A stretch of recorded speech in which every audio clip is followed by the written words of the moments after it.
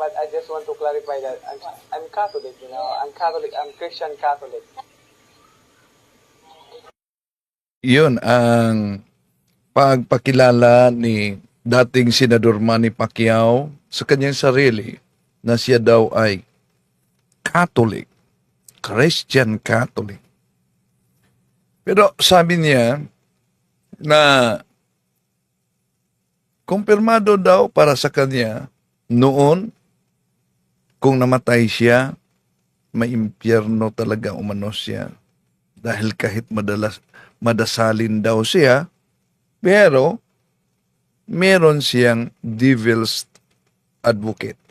Inisip ko nga din kung namatay siguro ako last year o last 2 years, natitiyak ko sa sarili ko na magiging impyerno magiging impyerno ako. Although ang pananalig ko sa kanya, yung faith ko is nandoon 100%, but sa likod niyan is after ng pagdadasal ko, gumagawa pa rin ako ng mga tinatawag na rin devil's advocate ng mga kasama.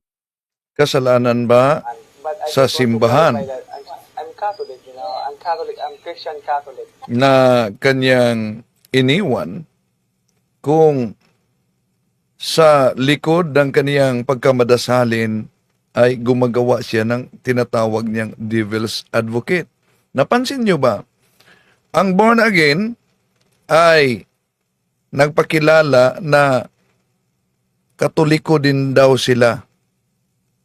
At naalala ko din ang grupo ng Seventh-day Adventist. Naalala nyo ba? Di ba nagpakilala din sila? Si Pastor Cesar Dizon. Anong sabi niya? Katoliko din sila umano. No? Pero dahil ba ang salitang Katoliko, mga kapatid, ay universal, ito po ba'y pwedeng i-aplika sa mga iglesyang tatag lamang ng tao?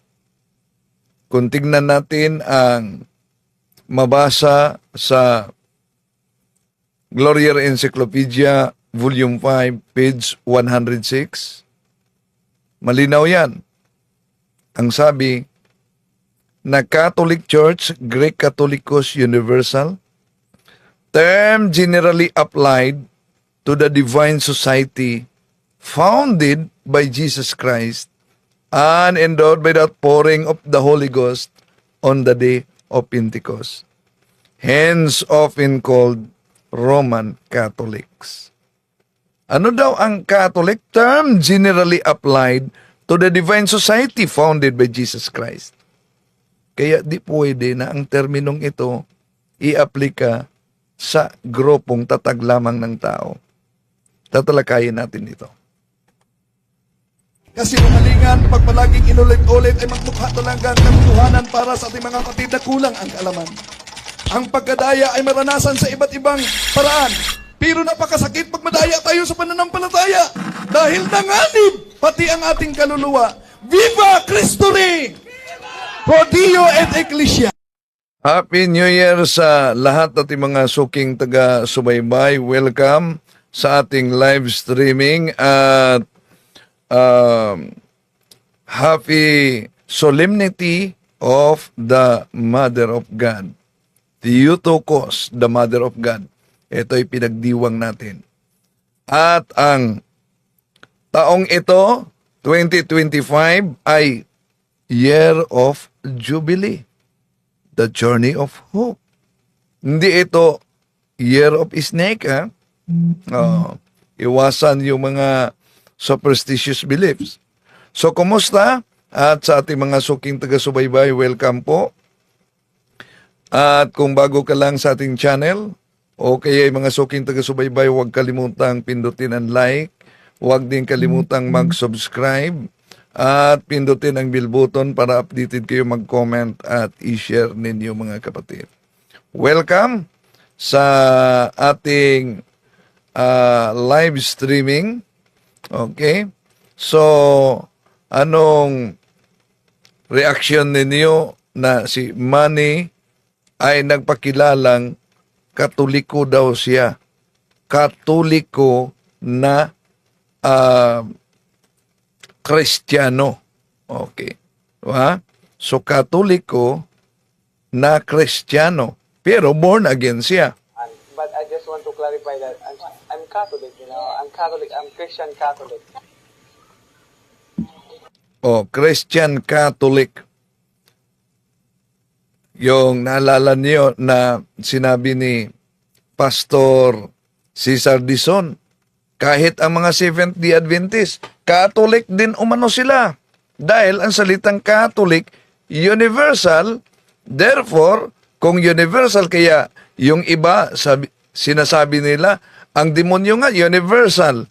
Kung ang Katoliko, universal, at ang demonyo, universal, therefore, ang Katoliko ay sa demonyo. Yun ang kanilang argumento. Non sequitur. It does not follow. Bakit? Dahil ang definition sa Catholic Church, kung tingnan natin ang Gloria Encyclopedia Volume 5, page 106, Catholic Church, Greek Catholicos, universal. Term generally applied to the divine society founded by Jesus Christ and endowed with outpouring of the Holy Ghost on the day of Pentecost. Matitiyak daw ni dating Senador Manny Pacquiao na kung namatay siya noon ay sa impyerno itatapon. Dahil kahit madasalin siya, meron siyang tinatawag niyang devil's advocate.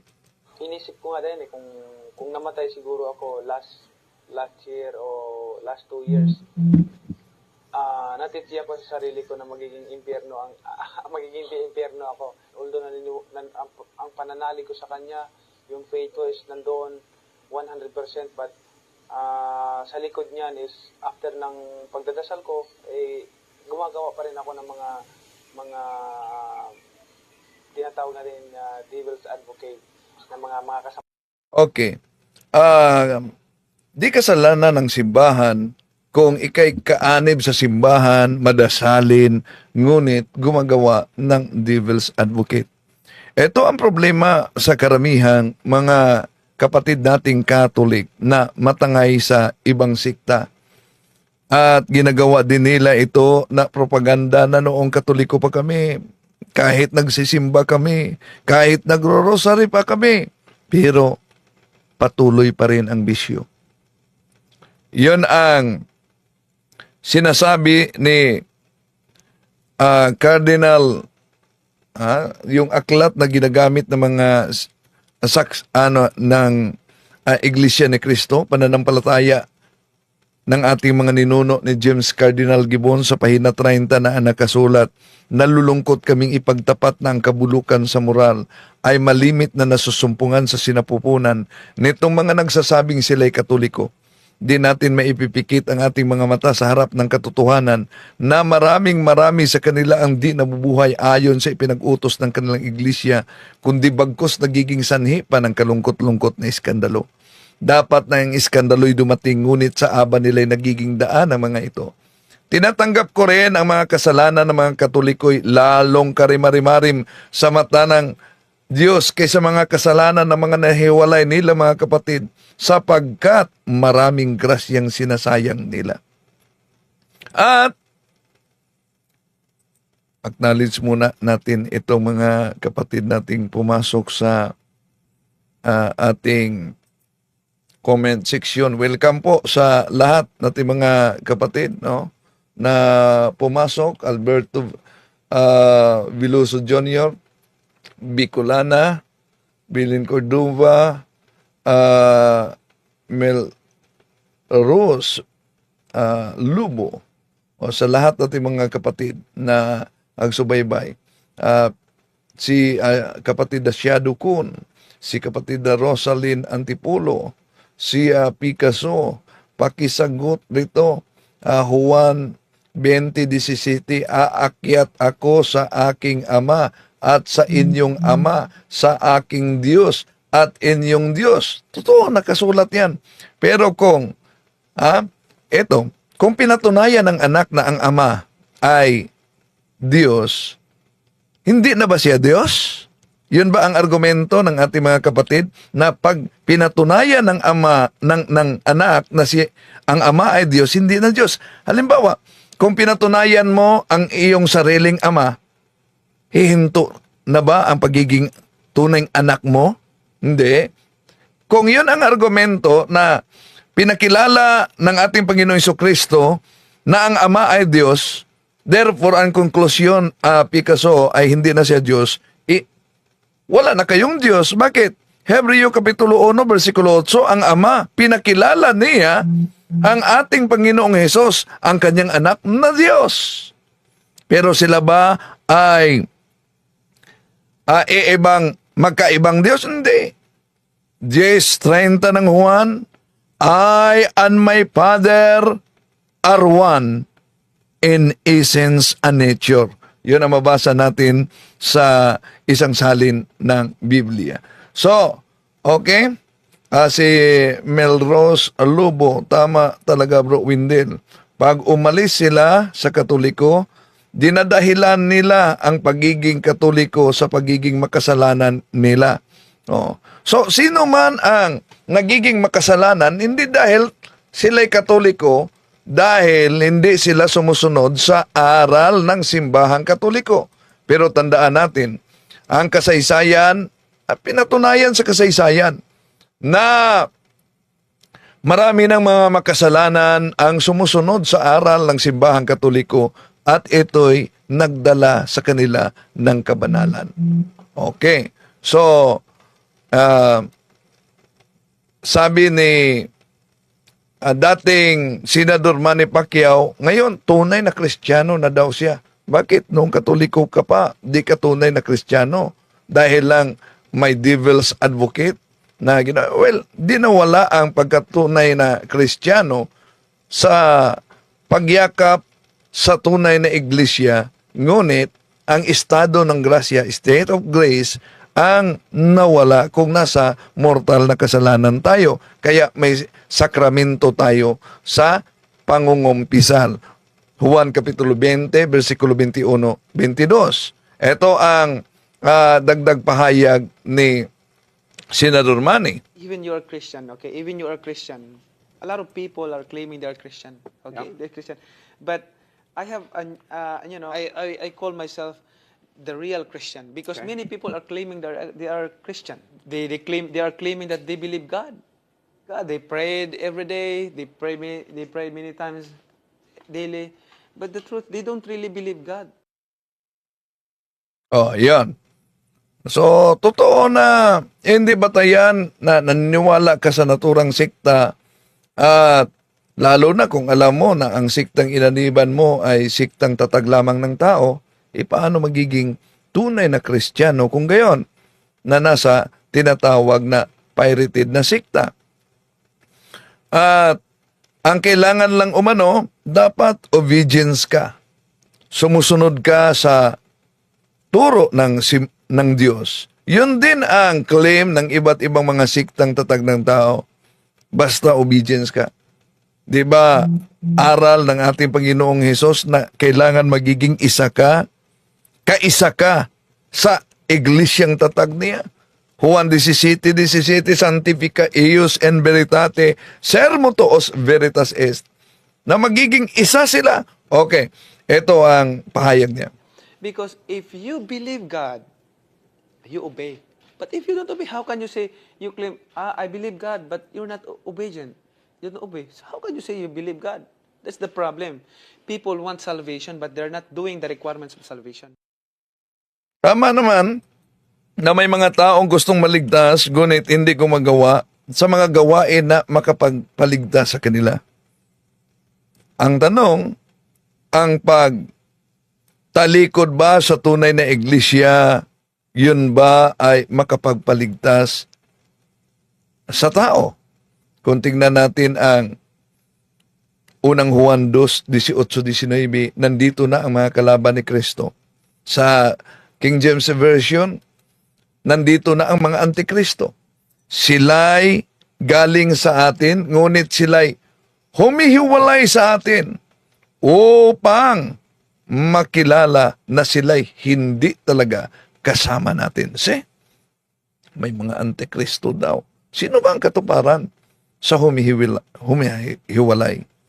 Sa mga kapatid natin na nagsabing sola scriptura, Bible alone, pag di mabasa sa Biblia, di paniniwalaan, lalo na napansin niyo yung isang born again na pinakita ko sa inyo dito kung nagsunod kayo. Di po ba sabi niya, pag makita sa Bible na may salitang Katoliko sa Bible, magpaputol ako ng liig. Patay. Kailan kaya ang schedule natin? Bakit? Di ba nila nabasa itong salin na ito ay isang salin sa Protestant mismo, Protestante, hindi Katoliko. At kung tingnan natin ang Roma Kapitulo 11, versikulo 12, ito ang mabasa natin. If the Gentiles have been so great gainers by the occasion of the sin and fall of the Jews, how much more, when they shall become Christians, will they add to the glory and greatness of the Catholic Christian Church? So, Catholic Christian Church. At sino yan? Yun po ba mga born again lang natatag ng tao? Wala namang ibang katuparan, lalo na sa nakasulat sa Roma Kapitulo 1, 7, 8, Hepistis homon katangelitay and holotokosmo, na ang pananampalataya sa Roma ay lumalaganap sa buong mundo. Ang ating mga kapatid na nagpakilala na Catholic din sila pero born again, tandaan natin, may mga ganyan tulad sa sinabi ni dating Senador Manny Pacquiao, di ba? Na ano daw ang kanyang sarili. But I just want to clarify that I'm Catholic, I'm Catholic, I'm Christian Catholic. I'm Catholic, I'm Christian Catholic. I just want to clarify that I'm Catholic. So, itong mga kapatid natin, born again man, kahit na yung Seventh-day Adventist, di po ba? Anong sabi ng Seventh-day Adventist? Katoliko din kami. Dahil ang Katoliko universal. So, dahil may mabasa na nasalin sa Biblia na Protestante ang salitang Katoliko, kaya nag-aangkina na sila. Pero kung i-trace natin kahit na ang kanilang religion, ang kanilang sekta, mga kapatid, ay makita natin na sila sa kasaysayan, sila tatag lamang ng tao. At ang born again, kumukuha din sila ng aral galing pa noon kay Martin Luther. Na alam niyo naman si Martin Luther kung sino siya, isang Katoliko na monk. Siya ay Augustinian monk. At galing kay Martin Luther yung theology na pinagbatayan ng iba't ibang mga born again din, hindi man lahat, dahil din ito magkasundo sa doktrina, pero kadalasan meron silang tinatawag na 5 alons. Imagine, ito yung tinatalakay na natin. Ano yung 5 alons? 5 sola. Sa Latin pa. Una, yung tinatawag na sola scriptura, Bible alone. Pangalawa, meron silang sola fide, faith alone. Pangatlo, meron silang sola gratia, grace alone. Pang-apat, meron silang sola Christi, Christ alone. Panglima, meron silang sola Deo gratia, glory to God alone. Merong 5 alones. Yan ang batayan ng ating mga kapatid. Pero bakit mali, mga kapatid, etong doktrina nila, lalo na yung faith alone, pananampalataya lamang. Sapagkat una, wala pong mabasa sa Biblia na nakasaad na we are saved by faith alone. Di ba? Wala naman. Pero yun ang kanilang pinagbatayan. Sapagkat malinaw sa Biblia, faith without works is dead. Asan yan mabasa? Na kung ang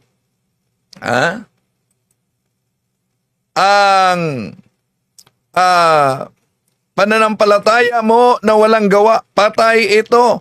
Nasa James chapter 2 verse 17.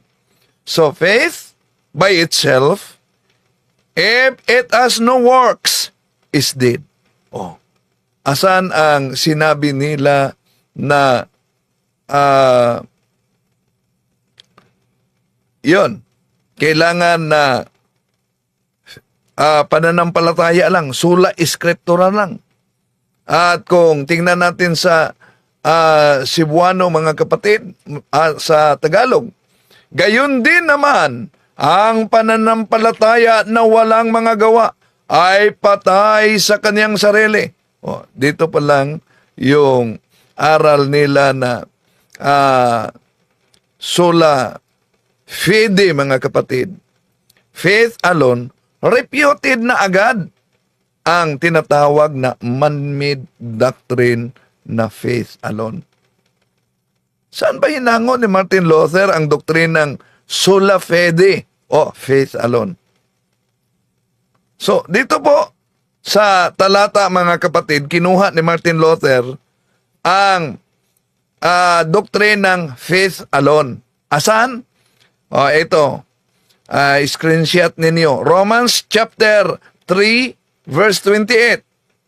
For we hold that a person is justified by faith apart from works described by the law. O, yun. Romans chapter 3 verse 28. Diyan kinuha ni Martin Luther. So ano ang katotohanan dito? Bakit may faith alone si Martin Luther? Si Martin Luther kasi, mga kapatid, noong taong 1522, yon ang pagkatatag, 1517 siya humihiwalay, 1522 natatag ang Lutheran Church. Isinali niya sa taong 1522, isinali niya ang Biblia sa lingwaheng German. Dahil German kasi ito, no, sa German eh. At itong talata sa Romans chapter 3 verse 28 ay kanyang dinagdag. Dinagdag niya ang salitang alone sa Spanish, sa German, mga kapatid, alien, no? Alone. Yun, dinagdag niya sa German translation ni Martin Luther sa Biblia. Kaya, nadagdag ang salitang alone sa talata sa Romans chapter 3 verse 28 para suportahan ang kanyang imbintong doktrina na sinunod ngayon sa karamihan ng mga born again na faith alone. Oh. So, yun. At di lang yan, maliban sa doktrina nila, mga kapatid, na pinaniniwalaan nila na dapat kahit na si dating Senador Manny Pacquiao, ito din ang kaniyang isinawalat sa kanyang pangangaral, no? Bilang born again, dapat tanggapin mo si Jesus bilang personal mong tagapagligtas. Yun ang kanilang doktrina. Personal Lord and Savior. At ikaw ay maliligtas. Mali yan, mga kapatid. Kontra sa nakasaad sa Biblia. Bakit? Ano po ba ang nakasaad sa Biblia? Tingnan nyo ang John chapter 4 verse 42. Ito ang mabasa natin. And said unto the woman, Now, we believe not because of thy seeing, for we have heard him ourselves, and know that this is indeed the Christ, the Savior of the world. Ano daw ang ating Panginoong Hesus? Sinabi bang personal Savior siya? No. Savior of the world.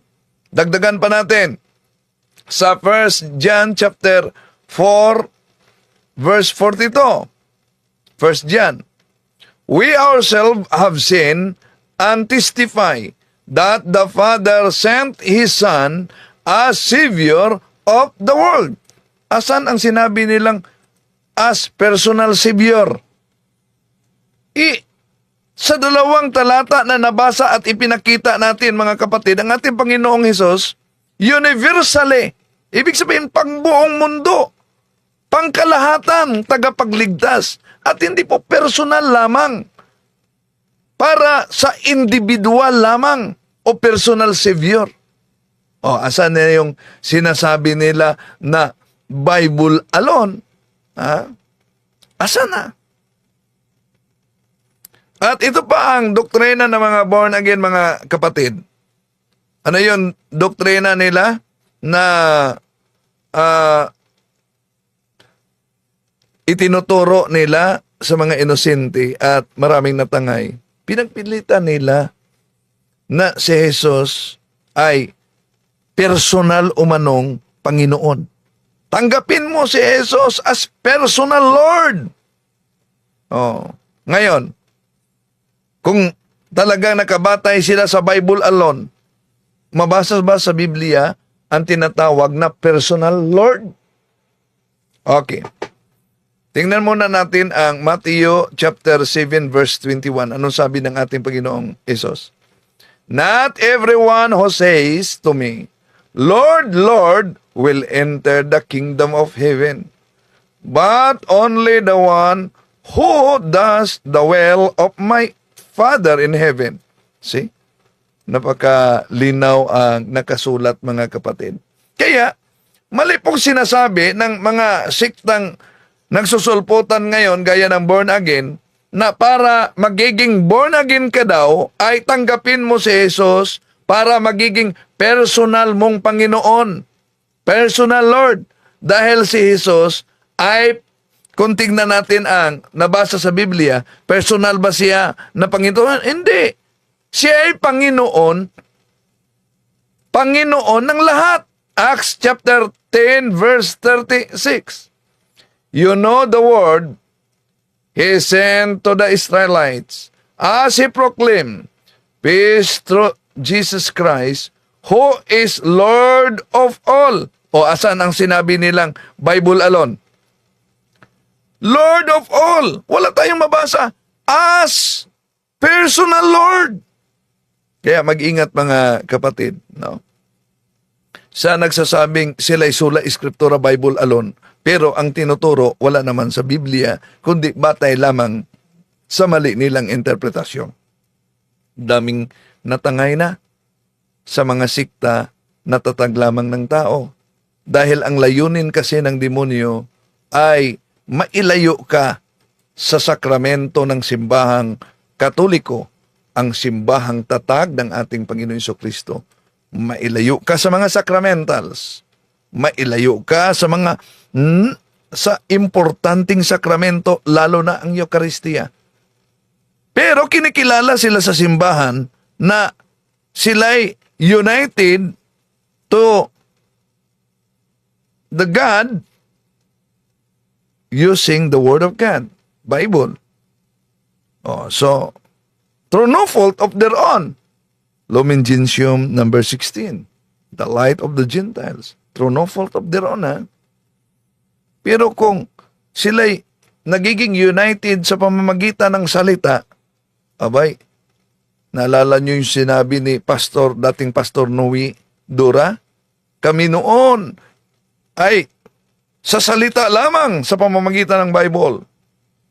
Pero sabi niya, ang Katoliko, hindi salita, kundi sa pagkain.